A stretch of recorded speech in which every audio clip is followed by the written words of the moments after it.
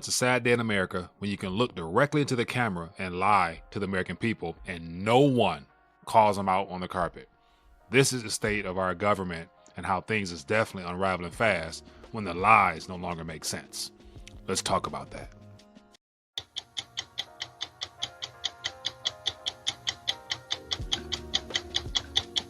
Okay, so I want to take a minute, share some thoughts in reference to some comments from Secretary Bessant, as well as just some indicators that point to an obvious lie. But then again, when everyone is in sync with the narrative, it's hard to disseminate truth.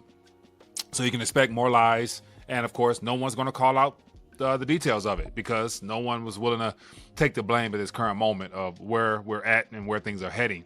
So I want to thumb through a couple headlines here, share with you some audio, and then share some graphs and stats that paints a much more realistic picture outside of what we're being told from the mainstream media. So let's just jump right in. And as always, if you guys want to see more of these little quick takes, definitely hit that thumbs up button to show your support for the channel. And more importantly, drop a comment down below. Let me know what you're keeping your eyes on.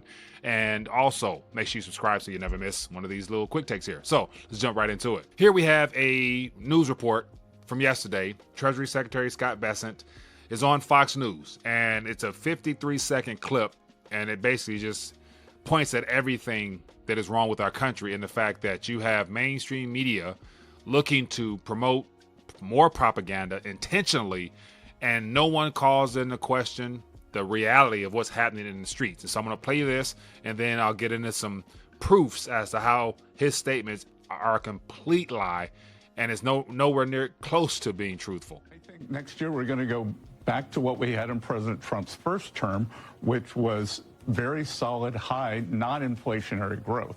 So we're going to see very strong job growth. And Jesse, I think we're going to have what I call parallel prosperity. Main Street can do well, Wall Street can do well. It's been a long time since Main Street's done well, and that's what happened in Trump 1.0. Hourly workers did better than supervisory workers. The bottom 50% of households had a net worth increase that was higher than the top 10%. So we are going to see Main Street surge here along with Wall Street, which we've already seen. So I think it's going to be a great year next year. I think inflation's going to come down. We're seeing gasoline prices come down. We should see interest rates come down, which will help the housing market. So there you have the idea of a parallel prosperity where Wall Street and Main Street will do well at the same time. And once again, it's this forward notion of next year. It's always going to be next year. It can never be right now because the reality is completely different. And of course, today we have the ADP numbers come out, and the measly 42,000 jobs that were created is minuscule compared to the hundreds of thousands of jobs that were lost in total over the last several months. Nevertheless, this previous month of 42,000 is very minor. And it's stuff like this that really triggers me, because at what point will anybody begin to share truth?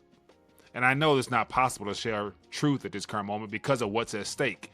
We're going through a completely rebooting of the system. And so narratives matter. And that's why there's a petition more so by Thomas Massie to basically repeal a certain law that allows the government to promote propaganda within the U.S. to the citizen itself. So that's something that people need to pay attention to and basically support Thomas Massie in his efforts, because clearly Trump has it out for him. So we definitely need to be aware of that one. But let me give you some counter narratives that go along with that statements that were just made by Bessent. So real quick here, this is a post associated with that, and this is from Ben Norton. And so give an idea, Ben Norton is a journalist, analyst, political economist, 325,000 subscribers. So definitely he is giving a more truth than the mainstream media, but he shares some graphs here to just expose completely everything that was just said on national television to the American public. It says billionaire Bessent and other U.S. government officials in the opposite land. It says the job market is weakening with huge layoffs. Inflation is rising, especially due to Trump's tariffs. 4/5 of Americans live in areas in recession. The stock market is in the biggest bubble in history, driven by irrational AI hype that is not based on fundamentals. It says Main Street is suffering. The only part of the economy that is doing very well is Wall Street, where hedge fund manager Bessant comes from. But when the AI bubble pops, things will get even worse for everyone. And just to highlight some of the graphs here. So here on the screen, this is a display of recent layoffs within our country. So the labor market is clearly weakening. So literally from some of the smaller layoffs all the way to UPS and Amazon on the far end of the screen, to have a measly, as it shows here, what we got. So to have a measly 42,000 jobs in October, but the labor market is still not great, according to information provided to us this morning. And so literally the chart I just showed you of all those major layoffs gives a much different story. Okay, so we know the lies. We understand them clearly. Shouldn't be surprised. Here's another chart associated with Ben Norton that shows inflation or consumer price increases. And as of September, according to this graph here, we were already surpassing the January 2025 high of 3%. And so as of now, it's above 3%. And in that video, Scott Bessent said it's coming down, and he anticipated coming down more due to the tariffs and things of that nature. But once again, looking at the graphs, they tell a different story. And then here you have consumer confidence or lack thereof. U.S. consumers bearing more than half the cost of tariffs so far, Goldman Sachs says. So we have Goldman Sachs out here, once again, telling a much different story. And then last, here is the total share of population in economic expansion. And so as of right now, we are trending so low that clearly the other previous lows were all in recession territory. So if we're right here at this current moment and dropping lower, the small blip in 2020 during the health situation was a gray bar. And then you go back to 2008 through 9, and that same ballpark was also a recession. So you got to ask yourself a serious question. How come the mainstream media doesn't talk about things like this, but they let Bessent come on and spew propaganda? It's simple. Let me just share with you why that is. So here you have something that most people may not know about. It's the Smith-Mundt Act, and ultimately it was put in place during World War II. It says the U.S. Information and Educational Act of 1948. It says it was signed by President Harry S. Truman in January. It says the act was developed to regulate broadcasting on programs for foreign audiences produced under the guidance of State Department, and prohibited domestic dissemination of materials produced by such programs as of one of its provisions. So literally, this bill was brought into existence for the idea of the U.S. government being able to share information with foreign entities, i.e., citizens that might be living abroad, or just communicate what's happening within our country to the world. But of course, in doing that, during war times, you're not going to be telling truth. You're going to be telling lies, creating a different narrative. And so this was reversed, and they allowed, meaning Obama, says the original version of the act was amended by the Smith-Mundt Modernization Act of 2012 under the Barack Obama, which allows for materials produced by the State Department and Broadcasting Board of Governors to be made available within the United States of America. And so in 2012, under the administration of Barack Obama, it became lawful for the government to disseminate information within our country.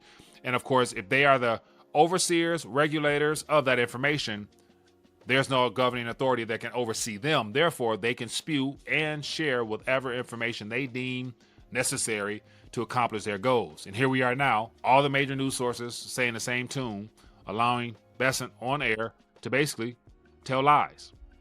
Shouldn't be a surprise. That is allowed. And so where are we going with this? This is simple. We got graphs to tell a different story. We have a counter narrative with actual data. The stats don't lie. And this parallel prosperity that Bessent mentioned is complete hogwash, because even if the average Joe and Jane in Main Street benefited from this, it's all predicated on asset price appreciation, i.e. their portfolios, their 401ks and things of that nature, is how he would measure the prosperity being enjoyed by the average Joe and Jane. And when you look at the current, as of right now today, S&P 500, as we see, everything is driven by the hype from the AI section. And so as of now, so that was yesterday, but it didn't look too well. It was all red.